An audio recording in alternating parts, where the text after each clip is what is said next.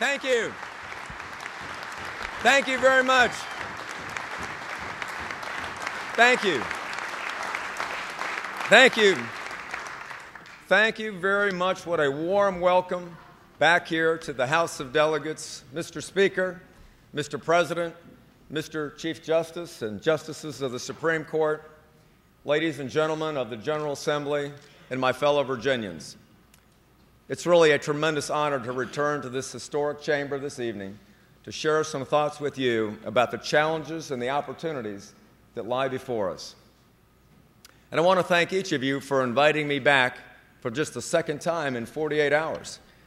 I appreciate you wanting to hear from me so often, but I don't think I can keep up this pace. I've enjoyed very much the 14 years serving the people of Virginia Beach right here in this House as their delegate. But I have to say I've been looking forward to this moment for a very long time. It'll be the first time that I've spoken on the floor of the House of Delegates without Delegate Armstrong being able to interrupt me.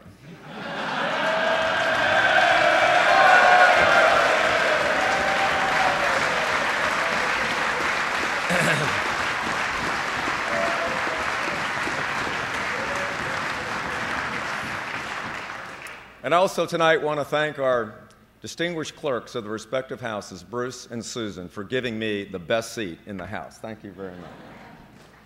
I also want to extend tonight my sincere appreciation for Governor Tim Kaine for his service to the Commonwealth of Virginia.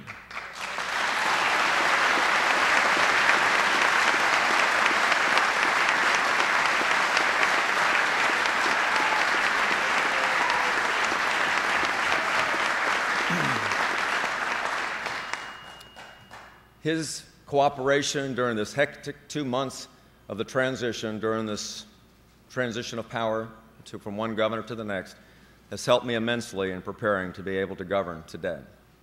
Now, before we begin to discuss the issues facing our Commonwealth, I want to direct our thoughts and prayers for a moment to another country. We grieve today and this evening for the suffering people of Haiti who have lost loved ones, property, and dreams. Please join me in a brief moment of silence for those who in the last few weeks' devastating earthquake have perished, including University of Virginia graduate student Stephanie John Charles.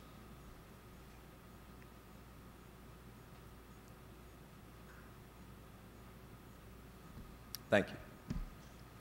The people of Virginia are responding in a great and benevolent way with an outpouring of concern and generosity to the people of Haiti. And I want to encourage all of our citizens to donate what they can to the Red Cross and our other great benevolent organizations around the state that at this very minute are providing shelter, food, and medical care to the people in Haiti. I want to especially thank our state employees who have already generously donated to this effort. Never did I dream, as a middle-class kid from Fairfax County, that I would have the honor that was bestowed on me by the people of Virginia on November 3rd.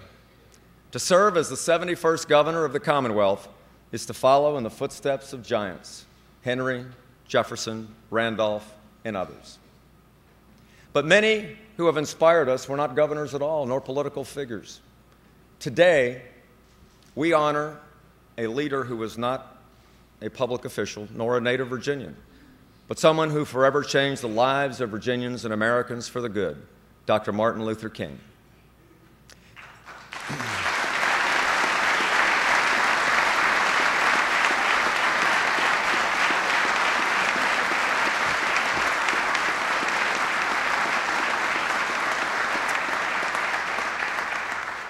And as we worked together to represent our people during this difficult time of challenges, I'm reminded of the words of Dr. King, who said, "The ultimate measure of a man is not where he stands in moments of comfort and convenience, but where he stands at times of challenge and controversy." Together, we do face challenges today, and the choices that we make this session will come after much reflection and debate. If we can show the leadership and agree to cooperate, we will move Virginia well through these difficult times. So I ask tonight that you make the decisions during this session not based on which house or political party or which branch of government wins, but whether the people of Virginia win. Much of the marvelous story of America was written right here in the Commonwealth of Virginia, and much of her future will be written here as well. With challenge comes opportunity, many have said, and if that be true, we have lots of opportunity before us. I pledge to work with all of you to create what I call a Commonwealth of opportunity for all the people of Virginia.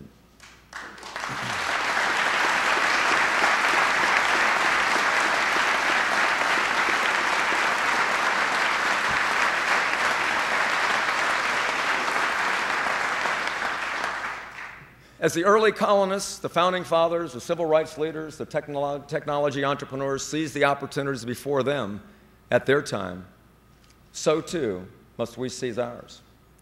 I want to see opportunity flourishing in the successful startup business in Norfolk, Virginia, in the farmer working to keep his land from development in Scott County, in the first-time home buyer receiving her first set of keys to her house in Fredericksburg. I want to see opportunity at work in the new technologies and systems that Virginians invent in Loudoun County and Fairfax County. I want to see opportunity alive in the eager young minds, thrilled to discover the miracles of science or unlock the mysteries of history. Young people embracing learning and earning, and then living and giving back. And the steps towards these positive outcomes will take place right here with you, in the House and Senate chambers, the home of the oldest continuous legislative body in the Western Hemisphere. Now, many of you are longtime friends and allies. Some are occasional adversaries, but all are respected colleagues. You all share with me a common love for Virginia and the ideals she represents. For those that represent the 20 new members who were elected, I want to say I commend you for answering the call to public service. Over the years, I've seen us work together across party lines to produce results that really matter for our people. I recall a time, for example, as a young legislator, when welfare reform and abolition of parole seemed like hopelessly elusive goals. And yet, here on this floor, we debated those issues. Out of those contests and collaboration came great good for the citizens of Virginia, with welfare reform becoming the model for the nation. Working together, Republicans and Democrats, we have led the nation with business-friendly laws and job-creating tax and regulatory policies that have made Virginia one of the most prosperous states in this great land. We've led the nation in managing prudently and in governing innovatively. And from education standards to sentencing reform, we have shown transformational leadership for America, that it often begins here in Virginia, where America itself began. So now we must agree to put in place policies that will unleash the innovation and ingenuity of the people of Virginia, opening the way for a new era of progress and prosperity. And I believe that it all starts with policies to promote job creation and economic development in our state. The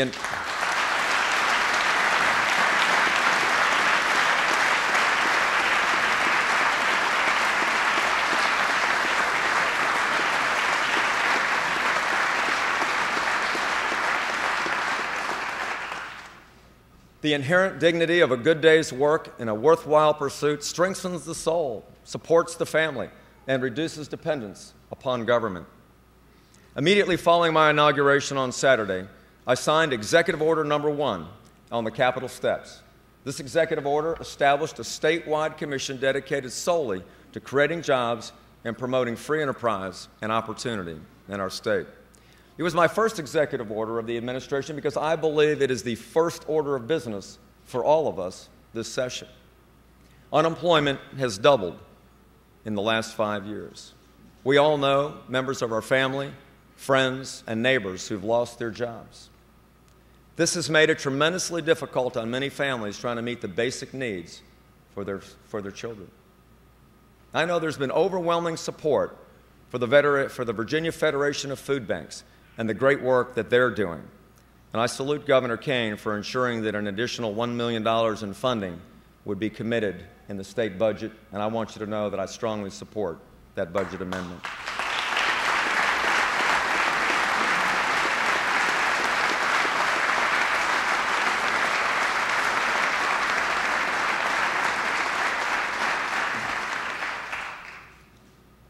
But it's clear that the budget cycle that we face now is tough. The budget that I've inherited is dire, and I believe it is unbalanced. We begin with nearly $1 billion annual shortfall based on tax hike proposals that have been generally rejected already by both houses and both parties. So more spending cuts are going to have to be made. But even in this tough economic time, even now, I believe that we must have the vision and the foresight to invest in our future. Our jobs and opportunity agenda consists of policies that will make new investments in our future. So first, I want to ask that you significantly increase the amount of money in our successful job-creating Governor's Opportunity Fund. Delegate Armstrong, I'm glad to support your bill to rename it to the Commonwealth Economic Development Fund, since we're all in this together to attract new business to Virginia.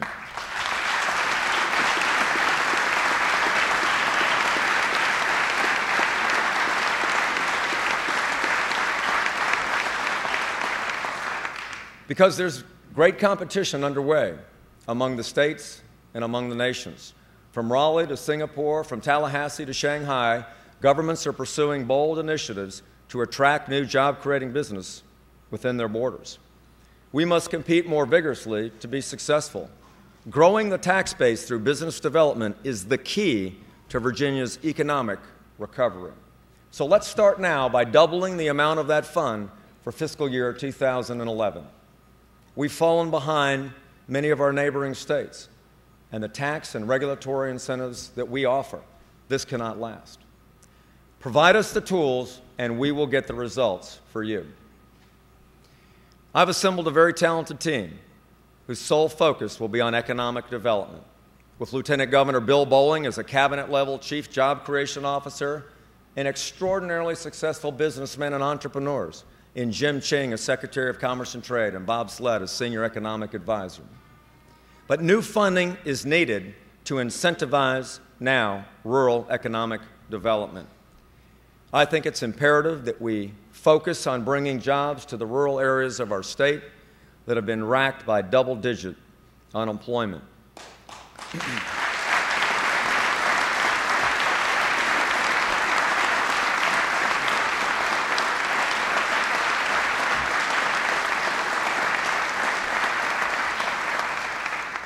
In mid-December, I joined Lieutenant Governor Bolling, Bob Sled, Delegates Armstrong, Marshall, Merrick, Senator Reynolds at a lunch at the Martinsville-Henry Chamber of Commerce. The message that came to me in that room that day was very clear, and that is this: if we will give them the resources, they will build and grow the economy in their region. And I agree. The business of creating jobs is not a partisan one, and that's why I've asked both Republicans and Democrats to help me in carrying important components of this job creation package that will have an immediate and positive impact in our state. I've also pledged to begin to add a Deputy Secretary of Commerce and Trade to focus on rural economic development and to honor the pledge that either Lieutenant Governor Bolling or I will be in our high unemployment areas of the state every 30 days to work on solutions to their challenges. And we will also target new Opportunity Fund dollars to the biotech industry. This is an industry of high-paying jobs and fast-growing career fields. Smart states look at this sector for future economic development, and we need to as well.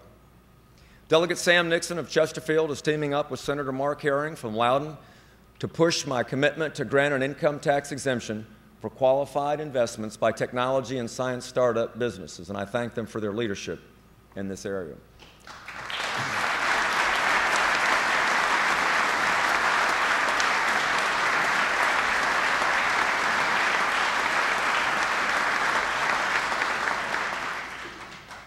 I will ask you to enact an important change in how the money in the Opportunity Fund is utilized. Currently, funding is available to companies based solely on job creation and capital investment, and that's good. But I think we should broaden the use of that fund for companies that significantly increase the local and state tax base, allowing for even more investment in education, workforce development, and job creation. I'll be asking you also to approve an additional $5 million for an industrial megasite location in Virginia this year. Because I know this. When a major business is considering a move to Virginia, we've got to be able to meet those executives at the airport, drive them to the site ready for a project, and show them that the only thing missing is them. Virginia is ready for their business right now. We must be prepared.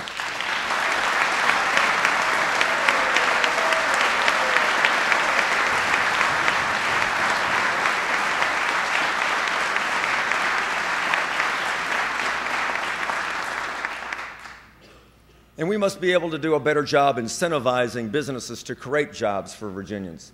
So I ask you to reduce the eligibility threshold for the $1,000 per job tax credit down to every business that creates 50 jobs, or as little as 25 jobs in jurisdictions which are experiencing a higher than average unemployment rate.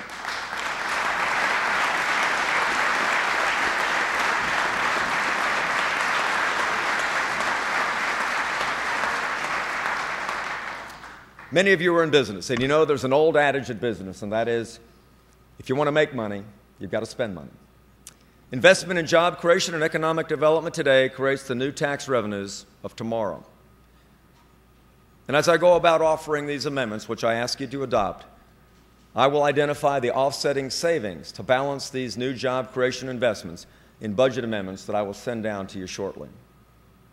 On the campaign trail, I met small business leaders from Alexandria to Abington. These small business leaders are the innovators that are responsible for over 70% of all the new jobs created in our state. One after another, they told me familiar tales of too much paperwork, too much bureaucracy, and slow turnarounds stifling their efforts. That's unacceptable.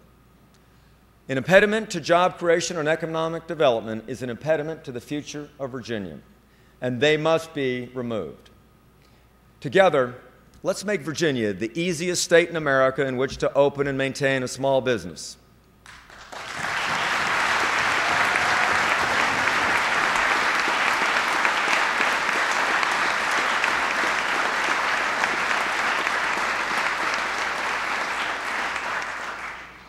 There's several ways to do this. One, we should allow currently licensed businesses in Virginia to operate any new business venture under the license they already have approved, while waiting for a new license to be processed. I will also direct the Department of Professional and Occupational Regulation and other licensing agencies to ensure that new businesses can get licensing processed and approvals complete in 48 hours or less to get them started.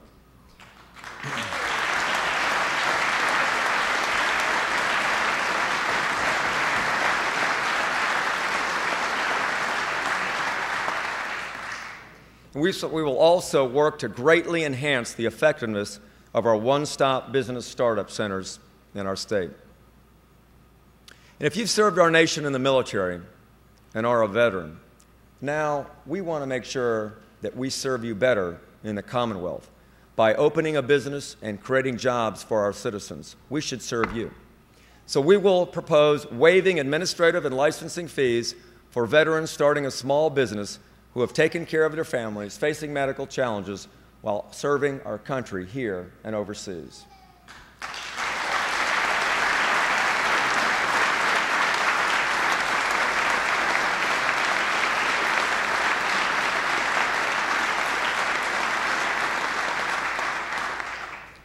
In a tough economy, a smart investor looks for the best opportunities by which they can maximize their limited resources. So too must states be smart. Tourism returns $5 to the Commonwealth for every dollar invested. That's a good deal. I've seen the commercials for Michigan on TV here. I want you to help me invest so that we can see the Virginia commercials in Ann Arbor and Lansing.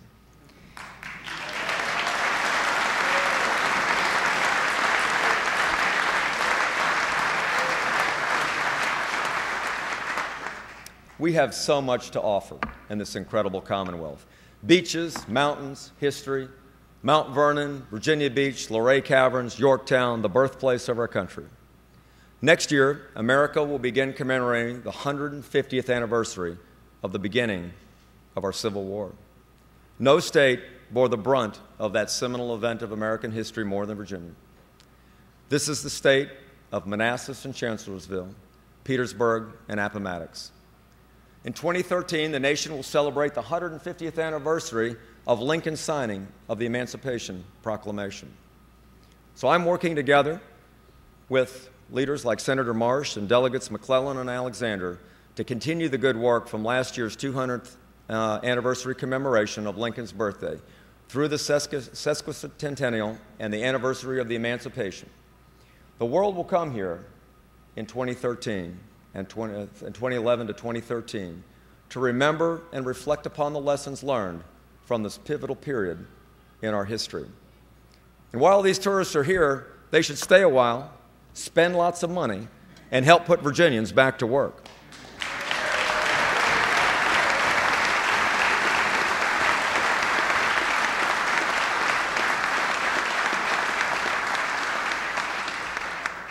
So to help make that happen, I'm proposing, and I hope you will accept, an increase in the funding for the Virginia Tourism Corporation by $3.6 million in each of the next 2 years. I want the funding of the Virginia Tourism Corporation to double by the time I leave office in 2014. Another smart investment that we can make is in film production. This year, the movie Secretariat will hit the theaters. It's a movie about a horse from Virginia with the director from Virginia, filmed in Kentucky and Louisiana. Not landing that production here meant an estimated loss of revenue of $30 million to our state. That's a failure. It's not hard to see why we struggle to attract film production. South Carolina offers a cash rebate for movie makers funded at $10 million annually. And just north of us, Maryland offers $1 million. We have $200,000 per year currently available in the Governor's Motion Picture Opportunity Fund. We simply cannot compete. I ask you to increase the funding for the Motion Picture Opportunity Fund by $2 million this year. Movies made in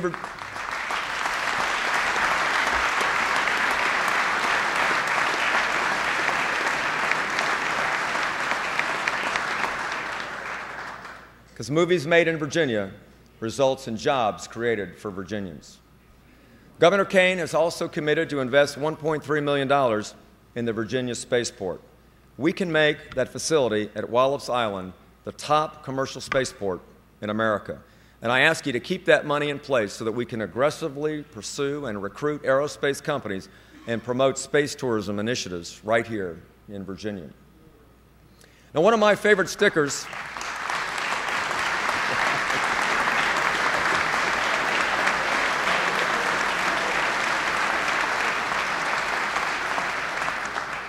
I didn't think Lynn was asleep. One of my favorite stickers reads, "Make mine Virginia wine." The Virginia wine industry is dynamic and growing. They grow grapes and jobs. And I've seen many of you personally and enthusiastically supporting that industry at legislative receptions. We are currently the 6th largest wine exporting state in the country. This summer, I visited the Blue Ridge Vineyard in Botetourt County. This beautiful vineyard hosts weddings, attracts tourists, and makes a really good Cabernet. Even better, it employs many Virginians. I will offer legislation to help Virginia's wine industry that attracts visitors from across the country by directing a portion of the Virginia Wine Leader Tax to be deposited in the Virginia Wine Promotion Fund. Another industry that with tremendous growth potential for all of us is the energy industry. I am committed to utilizing all of our vast God-given natural resources to make Virginia the energy capital of the East Coast.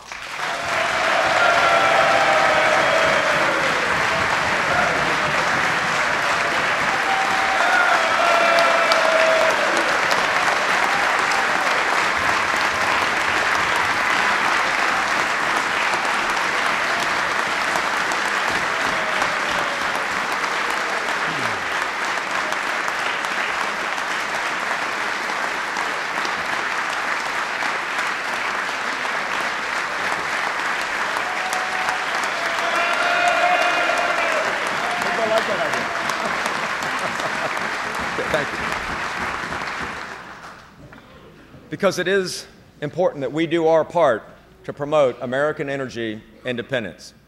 We have the opportunity to be the first state on the eastern seaboard to sell the leasing rights to explore and drill offshore for oil and natural gas in 2011, and I want your help to make that happen.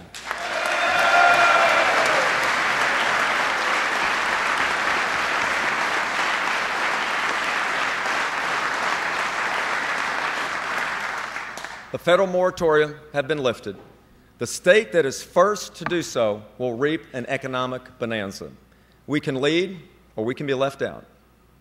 4 years ago, you had the foresight to pass legislation that gave us a critical advantage in this pursuit.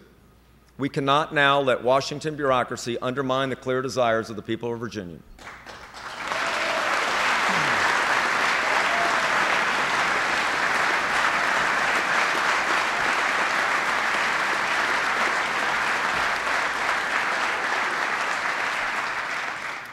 So I have written a letter to Secretary of the Interior, Ken Salazar, and I've let our congressional delegation know that I believe this is a priority for Virginia, consistent with President Obama's commitment to make our nation more energy secure. Several studies have shown that environmentally safe offshore exploration and production will create thousands of jobs, put hundreds of millions of dollars into our depleted state coffer, and spur billions of capital investments in the Old Dominion. There are many unemployed Virginians who are ready to go to work in the oil and natural gas production industry. And we must continue to prepare for the reality of offshore production this session by mandating that 20% of the new tax revenues that we generate in the future and any authorized royalties that we receive be invested in renewable energy projects, with the other 80% going to transportation infrastructure in Virginia.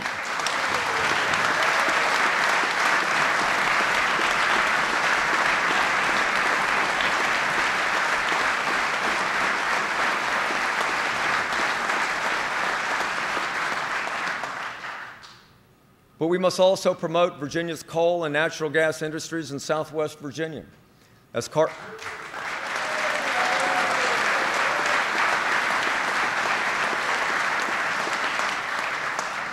carbon sequestration and coal gasification technologies become more cost-efficient, coal production can grow. Nuclear power growth must also be incentivized. Virginia has more private sector nuclear capacity than any other state in America. And new partnerships between Areva and the University of Virginia are producing the engineers that are now necessary for growth in that sector. To make Virginia a welcome home for alternative energy, I ask you to pass legislation making the entire Commonwealth a green jobs zone.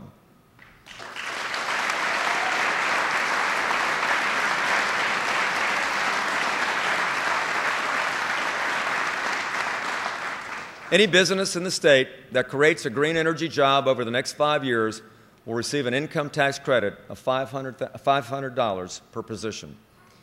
Virginia is for lovers of renewable energy.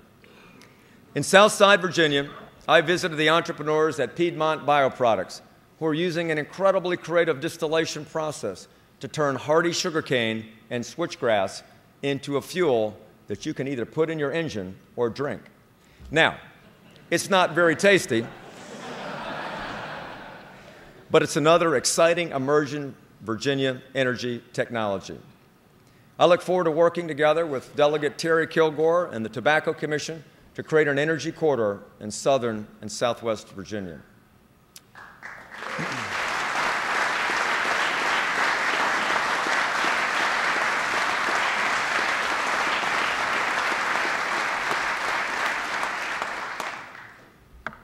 Of course, the investments we make for our future will all take place in the midst of the painful cuts that we must make today. As unemployment has doubled and Virginians have been forced to tighten their belts, revenue has declined. The budget that was waiting for me at 12:01 p.m. on Saturday requires $4 billion in cuts. Now, some say taxes must be raised, that it's unavoidable. Here's what I say. I will work with all of you, Democrats, Republicans, and independents. We will meet and we will negotiate.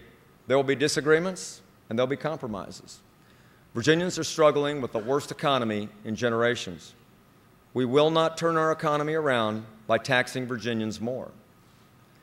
To do so would ignore the indisputable truth of economics that the fiscal fortune of any government is tied to the economic prosperity of its people.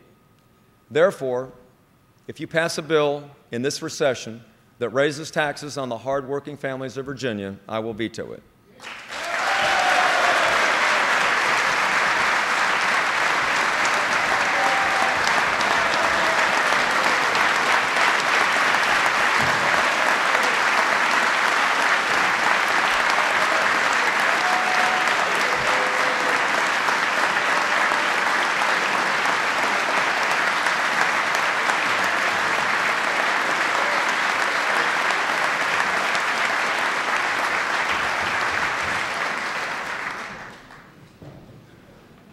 And if you pass a budget embedded with those same tax increases, I won't approve it.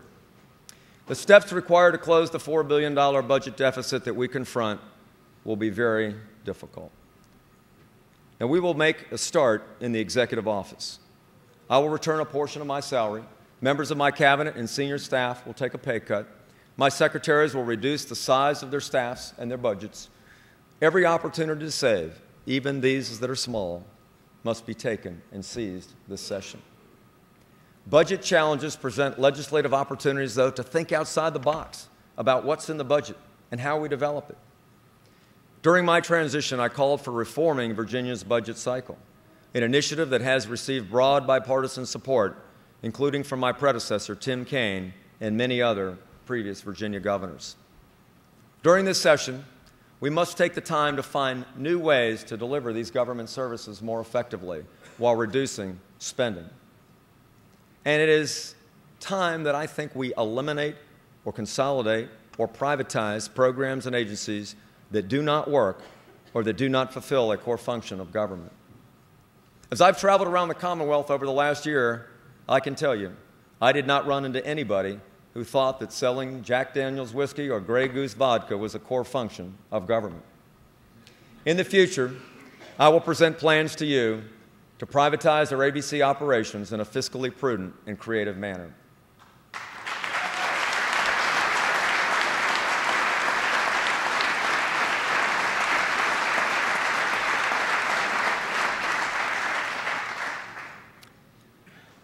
I offer to you a frank assessment of what I think is necessary and what this belt-tightening will mean for Virginians in the short term.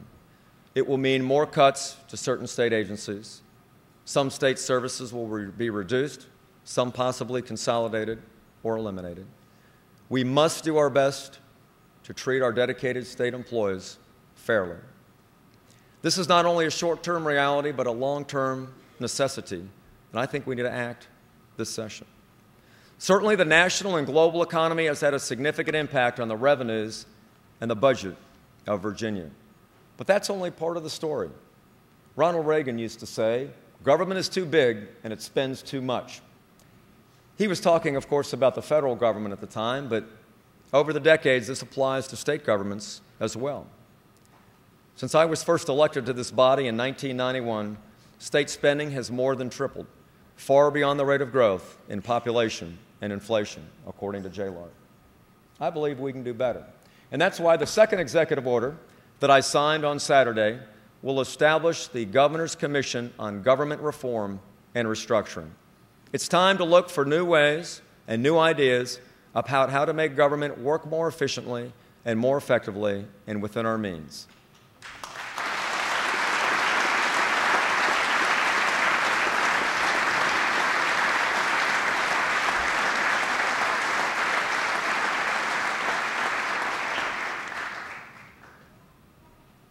With leaders from the public and private sector, we'll find those new ideas, and working together, we'll implement them. I want to work with the leaders of the Council on Virginia's Future to offer strategic reform initiatives going forward. And I ask all of those sitting here in the chamber tonight, and all those Virginians home watching TV, our state employees that are observing these proceedings, our community leaders, members of the media, citizens and taxpayers, this question. When bold proposals for reform are offered by me or members of the General Assembly to change the way we do things, do not tell us the reasons that this change should not occur. Instead, let's try to work together to implement bold and sensible changes that will put Virginia on a secure financial footing.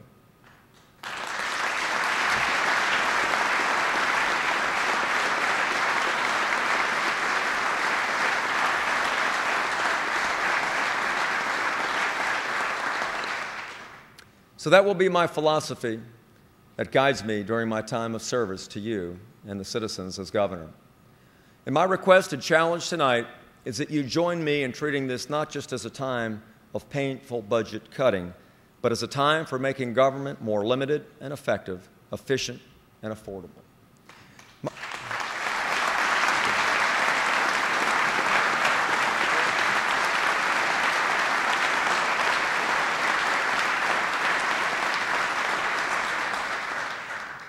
My dad told me something very important as a kid.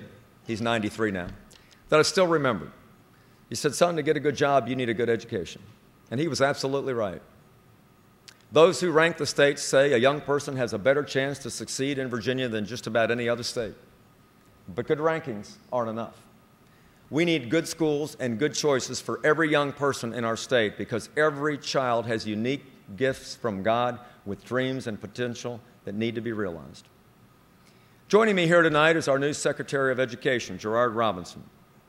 Gerard's story demonstrates what can be accomplished with the simple opportunity of receiving a good education. He grew up in a working-class family in Los Angeles. Nobody in his family had gone to college before. When he graduated from high school, he was near the bottom of his class. But he didn't give up. He enrolled in a community college while working full-time for 3 years at a grocery store. Today, he's got a master's degree in education from Harvard and is working on completing his PhD from the University of Virginia and is considered a national expert on education reform. Secretary Robinson, I'm honored to have you serving in our administration.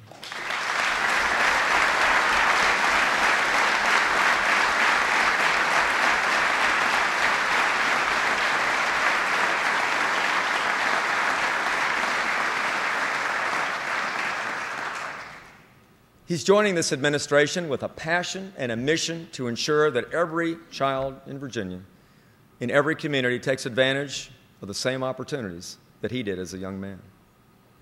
No child should attend a school that is not fully accredited in this state. So we will work with our local school boards and governments to help turn those schools around. No child should have his or her educational attainment limited by her birthplace or zip code, only by her work ethic or intelligence. Every child must graduate from high school either career-ready or college-ready in Virginia. There are important steps that we can take this session to reform and improve our education system in Virginia.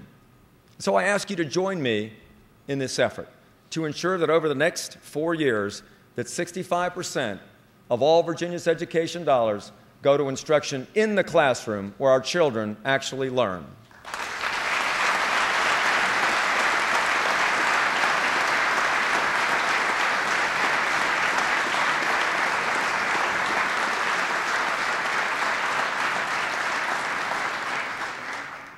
I'm asking you to start this session by increasing the state average from 1% a year, this year from 61 to 62%. President Obama and I share a passion for good charter schools in this country. He's committed to expanding them nationwide. I'm committed to helping him right here in Virginia. Charter schools are public schools with greater autonomy, more freedom to innovate, and they offer choices to parents. We have the weakest charter school laws in all of America. Now, charter schools are not silver bullets, but they are positive alternatives that have been demonstrated around this country to help students, particularly in some of the nation's underperforming school systems. Nationally, there are 4,600 charter schools. In Virginia, 12 years after we passed the legislation to allow them, there's only 3. That's unacceptable. That number will increase to 4 when the Patrick Henry Charter School here in Richmond opens this spring. Joining us here in the gallery tonight is Everett, 4 years old, and his mom, Kristen. Everett has applied to be in the first kindergarten class at Patrick Henry. Everett, stand up so we can recognize you.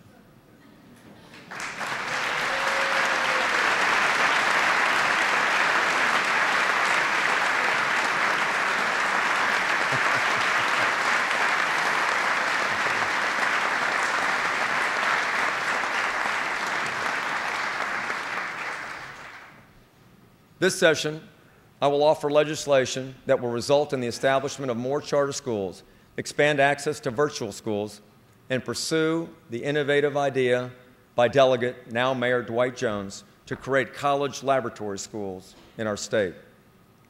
The work we do to increase the number of high-quality charter schools and innovative education options is not just good for Virginia school children, it's good for Virginia's bottom line. The President's Race to the Top grant application allocates $4.35 billion to states based on their support for education reform, in particular, charter schools. Just last week, I signed a letter in support of Virginia's Race to the Top application developed by Governor Tim Kaine and Superintendent Pat Wright in cooperation with our transition team.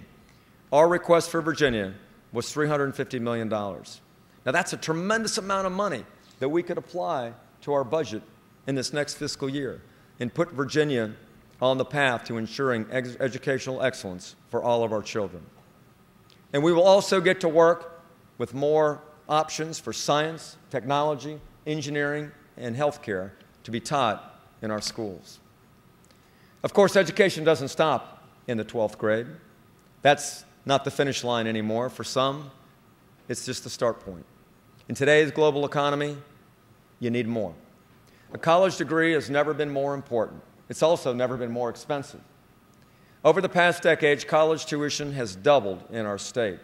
The state budget has commitment to higher education has also decreased by 40%. Virginia students and parents are left shouldering the constantly increasing costs of tuition. We need to work together over these next 4 years to make college more affordable and accessible for the young people of Virginia.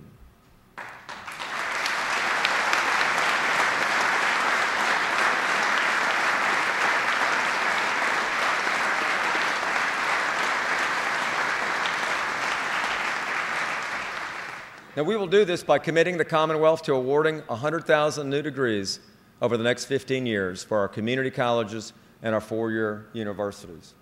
It's an audacious goal, but it's an important one for our future competitiveness. Virginia's community colleges occupy the critical intersection between preparation and profession. We should make these underutilized education assets the hub of our workforce development efforts, helping citizens get the skills they need to land the job they want in the communities in which they live. Economic growth is also predicated on a modern and well-maintained transportation system, from our roads to our rail to our ports. Now, there are steps that we can take right now to improve transportation in Virginia. Our rest stops and our welcome centers are important for safety and for tourism. I've asked Secretary Connaughton to schedule a time for the Commonwealth Transportation Board to vote on reopening the rest stops, and we'll have those open in less than 87 days.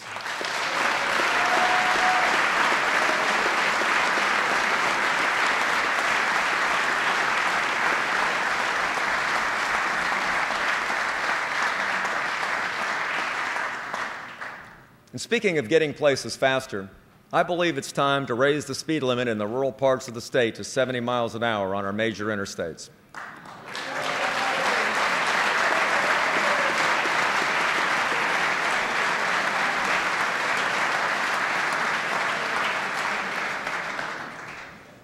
You all remember your vote from 2006 when you raised the speed limit to 70 miles an hour on portions of Interstate 85.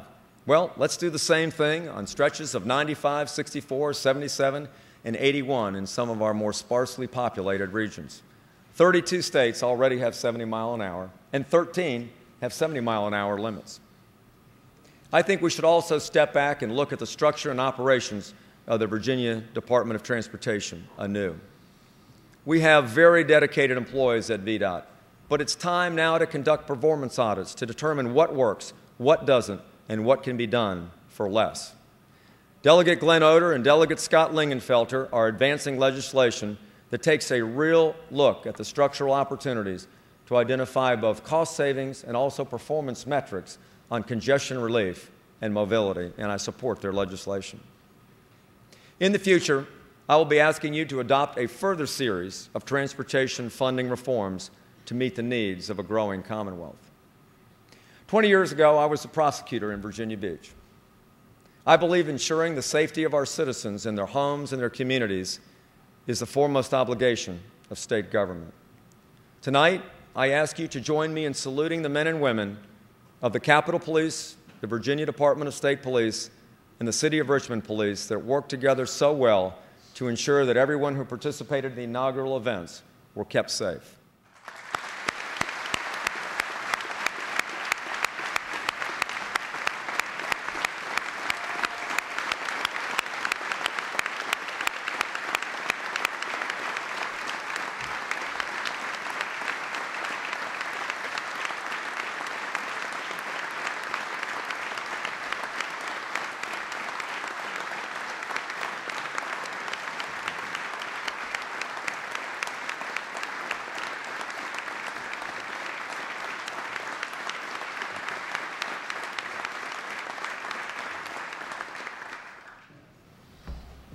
We will not have a Commonwealth of opportunity if we do not have a Commonwealth that is secure.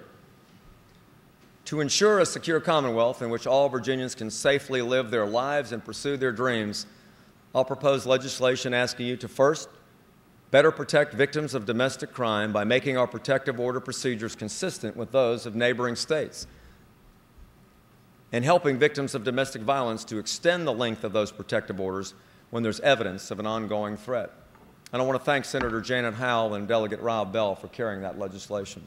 Second, we want to keep up the fight against gangs, which I worked on with many of you as Attorney General, by expanding gang-free school zones to just gang-free zones to better target gang activity wherever it occurs. Senator Marsh is teaming up with Delegate Jackson Miller on this important initiative.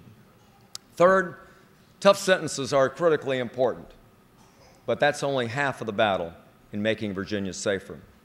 I believe we also must provide real opportunity for prisoners to turn their lives around and to become responsible and contributing members of society when their sentences are concluded.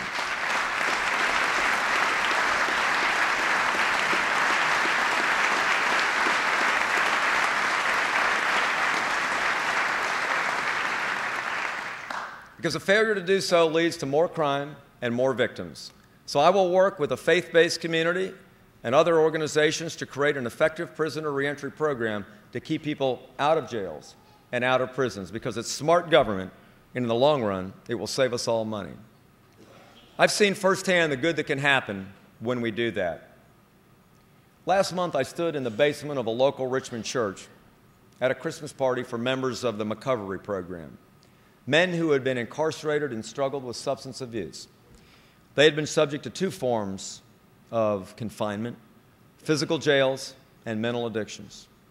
But on this cold December night, they resolved something for the rest of their lives. 1, that they would accept the challenge of change, and 2, that recovery was my responsibility, their responsibility. Family members looked on with admiration. One of those family members was a little 7-month-old boy named Xavier, whose father, Michael, was a program member.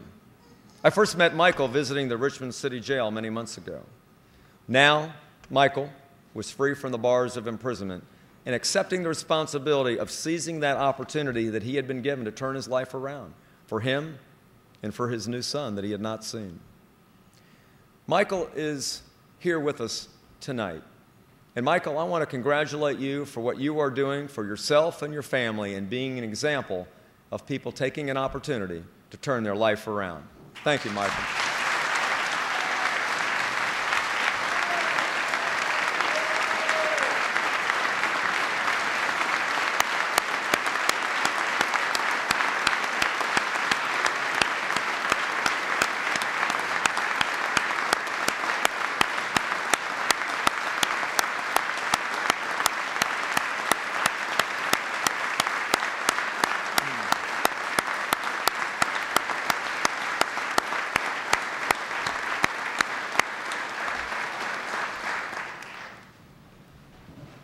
Every day in this marvelous state, Virginians help each other with generous acts of personal charity that are unparalleled.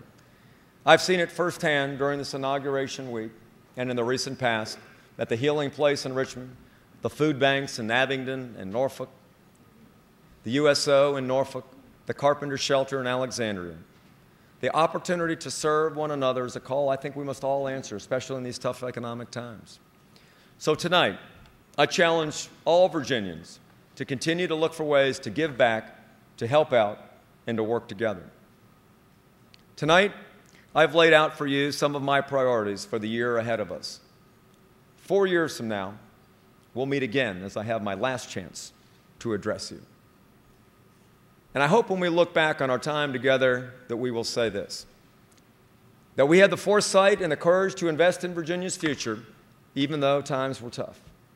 That we helped create tens of thousands of new jobs, reduced the unemployment rate, expanded our tax base, and led the nation in job creation and economic development. That we embraced education reform and didn't let the old traditions and status quo get in the way of expanding opportunity for all Virginia's children. That we put Virginia in the vanguard of the national movement to expand charter schools, reward good teachers, put more money in the classroom, expand opportunities in science, technology, engineering, math, and healthcare. That we put Virginia on a track to be a leader in higher education and made college education more affordable and accessible for everyone. That we vigorously defended the constitutional rights of all our people to life and liberty and property. That we seized the opportunity.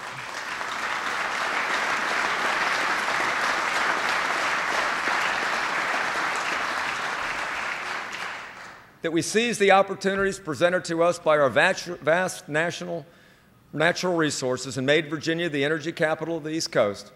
That through privatization, prioritization, bonding, technology, partnerships, ingenuity, that we built the roads, the bridges, the rail, and improved our port that helped Virginians get to work a little faster. That we ensured the safety of our citizens and the security of our businesses and communities by investing more in public safety. That we made government more cost-effective, user-friendly, simpler, and easier to navigate for our citizens. Our founders created this nation with courage, pledging their lives, their fortunes, and their sacred honor. Several of them gave their lives. Most gave their fortunes. None ever lost their sacred honor. So today, 234 years after the beginning of this nation, we should all pledge mutually to one another our best efforts to build a stronger and better Virginia by focusing on getting results, not taking credit, on cooperation and not division. So I ask for your partnership, your ideas, your talents, and your hard work in the weeks and the years ahead. God bless you and your families for serving the people of Virginia, and God bless the Commonwealth of Virginia. Thank you.